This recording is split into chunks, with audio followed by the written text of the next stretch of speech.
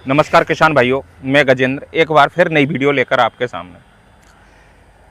अब लगभग जो आलू की फसल है, बहुत सारे किसानों की फसल लगभग 35 से 40 दिनों की हो चुकी है, पूर्ण रूप से जर्मिनेट हो चुके हैं। बहुत सारे हमारे ऐसे किसान हैं जिनकी एक एक सिंचाई भी हो चुकी है। और आज हम जिस प्लॉट में खड़े हुए हैं, वो जो किसान है वो शायद ऐसा लगता है या तो आलू की खेती से अनभिज्ञ है या फिर वो कुछ आलू की खेती में हटकर कुछ करना नहीं चाहते। सबसे पहले तो इनका जो आलू है वो लगभग 30 दिनों का हो चुका है और उसमें खरपतवार देखे जाएं तो बहुत ज़्यादा संख्या में खरपतवार भी हैं, बथुआ है बहुत ज़्यादा उगा हुआ है और बहुत सारे ऐसे खरपतवार हैं जो आलू के उत्पादन पर एक गहरा प्रभाव डालते हैं। तो हमारे किसान भाई हैं ये जो वेद प्रकाश जी, इनसे सबसे पहला निवेदन मेरा ये होगा कि अपने खेत से बिल्कुल खरपतवारों का सफाया कर दें। आजकल मार्केट में बहुत सारे टेक्निकल ऐसे मौजूद हैं जो आलू की फसल से खरपतवारों को बिल्कुल पूर्णतया नष्ट कर देते हैं। तो उनको सबसे पहले इस पर एक स्प्रे मारना है, फैट नोजल जो आता है उससे क्या होगा कि इसमें जो खरपतवार उगे हुए हैं, सरसों है, बथुआ है और जो इन्होंने इससे पहले बाजरा की फसल बोई थी उसके कुछ दाने गिर गए थे तो बाजरा भी जर्मिनेट हुआ है, तो वो भी पूर्ण रूप से खत्म हो जाएगा। अब बात करते हैं मेन जो कि आगे चल के लगभग 50 से 60 दिनों के पश्चात आलू में कंद बनना शुरू हो जाएगा। तो कंद बनने के लिए हमें कौन कौन से खादों को डालना है जिससे हमारा जो पौधा है वो हरा भरा भी रहे, स्वस्थ रहे और उत्पादन भी बेहतर हो। तो आगे देखने से पहले हमारे जिन किसान भाइयों ने यूट्यूब चैनल कान्हा फार्मिंग को सब्सक्राइब नहीं किया है वो चैनल को सब्सक्राइब कर लें, साथ ही बेल आइकन दबाना ना भूलें और अन्य किसान साथियों तक जरूर शेयर करें जिससे इसी तरह की इन्फॉर्मेटिव वीडियो हमारे अन्य किसान साथियों तक समय समय पर पहुंचती रहे। अब मैं बताना चाहूँगा हमारे किसान भाइयों को कि आलू की फसल में बहुत सारे रोग आते हैं, अर्ली ब्लाइट, लेट ब्लाइट, पत्तों का मुड़ना, ये बहुत सारे ऐसे इंसेक्ट होते हैं जिनका अटैक हमारी फसल में होता है। तो हमारी आलू की फसल इतनी सेंसिटिव होती है कि बहुत जल्दी नष्ट हो जाती है। सर्दी से बचाना भी एक अहम रोल होता है, बहुत जल्द सर्दी का असर भी जल्दी ही देखा जाता है।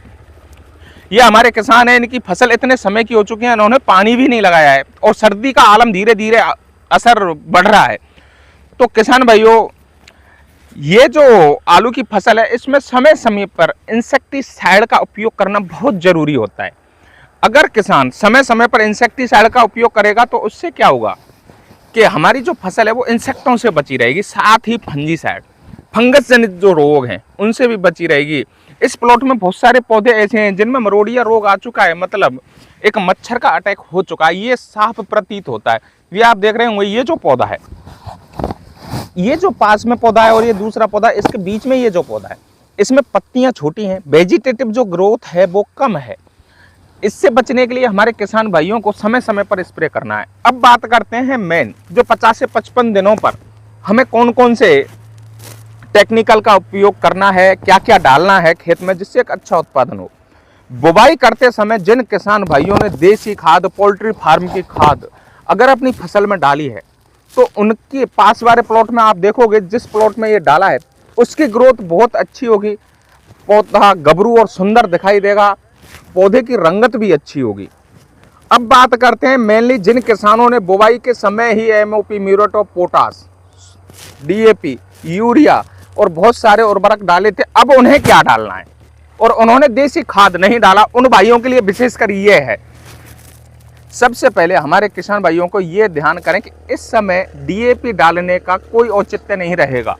इस समय डीएपी नहीं डालनी है जब हमारी फसल 50 से 55 दिनों की हो जाए। तो उस समय हमें क्या क्या डालना है? पौधे की बढ़वार एवं कंद के विकास के लिए सबसे ज्यादा जरूरी होता है फास्फोरस।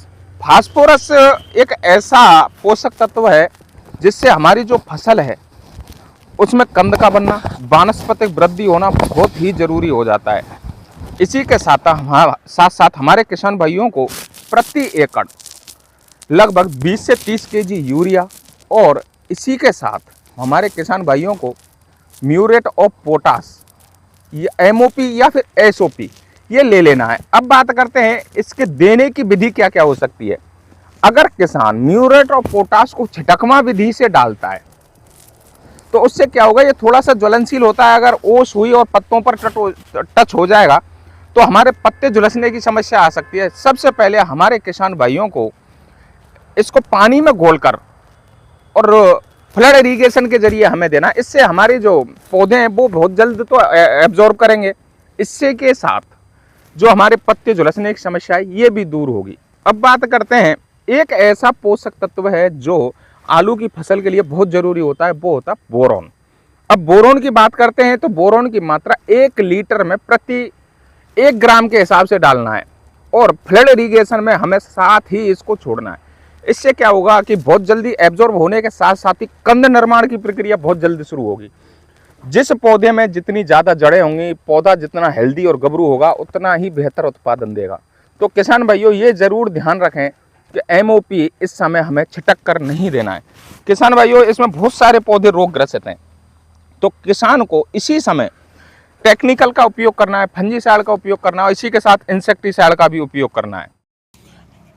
आलू की फसल में एक काली जड़ बहुत भयानक रोग होता है। उसमें क्या होता है, जब हम पौधे को निकाल कर देखते हैं तो वो नीचे से काली जड़ दिखाई देती है। उससे क्या होता है कि हमारे उत्पादन पर बहुत गहरा प्रभाव पड़ता है, पौधा पीला पड़ जाएगा और पौधा सूखते नजर हुए आएंगे। इसके लिए हमें 50% वाला कार्बेंडाजिम उपयोग में लेना है। उससे अगर बहुत सारे किसान ऐसे हैं जो कार्बेंडाजिम नहीं देना चाहते, इसी के साथ साथ टेबुकेनाजोल का जो कॉम्बिनेशन आता है, किसान भाई उस कॉम्बिनेशन को लेकर फ्लड इरिगेशन के जरिए अगर सिंचाई करता है तो उसमें क्या होगा कि डायरेक्ट जड़ों पर जो इंसेक्ट मौजूद हैं वो उसके संपर्क में आएंगे। उसके संपर्क में आने से जो इंसेक्ट मौजूद हैं या जो रोग हमारी फसल में मौजूद है वो पूर्णतः नष्ट हो जाए। इसी के साथ साथ इसमें मच्छर का अटैक है, इसके लिए हमारे किसान क्लोरपाइरीफॉस जो आता है उसका स्प्रे कर सकते हैं। क्लोरपाइरीफॉस सिंचाई के साथ भी चला सकते हैं। बहुत सारे ऐसे टेक्निकल बाजार में मौजूद हैं जो आसानी से हमारी फसल में रोग एवं कीट नियंत्रण को किसान आसानी से कर सकता है। तो किसान भाइयों आलू से संबंधित जो वीडियो हैं वो समय समय पर हमारे YouTube चैनल कान्हा फार्मिंग पर आती रहेंगी, और आलू की फसल को हेल्दी एवं गबरू बनाए रखने के लिए हमारे YouTube चैनल कान्हा फार्मिंग को सब्सक्राइब करें। वीडियो में अंत तक बने रहने के लिए धन्यवाद।